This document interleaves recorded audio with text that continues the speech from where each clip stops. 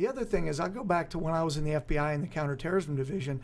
What we found is that the individuals who had studied Islam, studied the Quran, studied Sharia, studied the Hadiths, meaning the reports about what Muhammad did or said, those were the ones who were more likely to be violent and more likely to participate in jihad and more likely to be overtly anti-Semitic.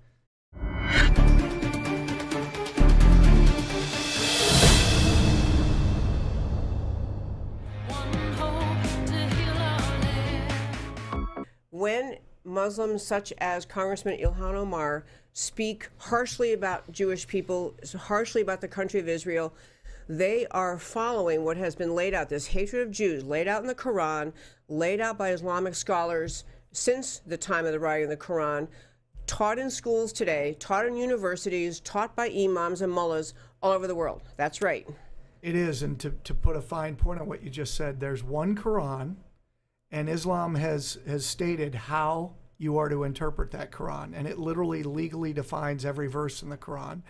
And there's one Muhammad, and his life, his autobiography, and what he did and said authoritatively according to Islam is locked down. And it's, of course, I mean, this is what it is. So that's what they're, now Muslims who don't follow it, that's great.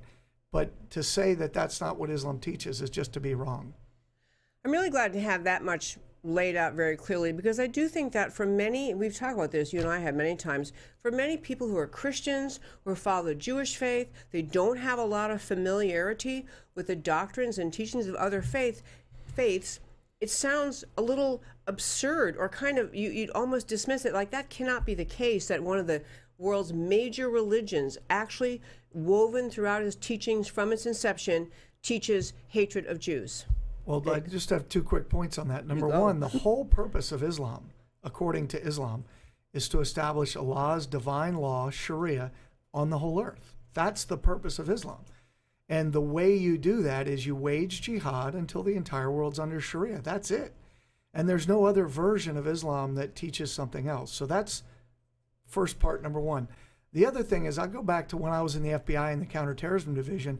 What we found is that the individuals who had studied Islam, studied the Quran, studied Sharia, studied the Hadiths, meaning the reports about what Muhammad did or said, those were the ones who were more likely to be violent and more likely to participate in jihad and more likely to be overtly anti-Semitic. So the deeper you go into studying Islam, the more likely you're going to do what Islam teaches.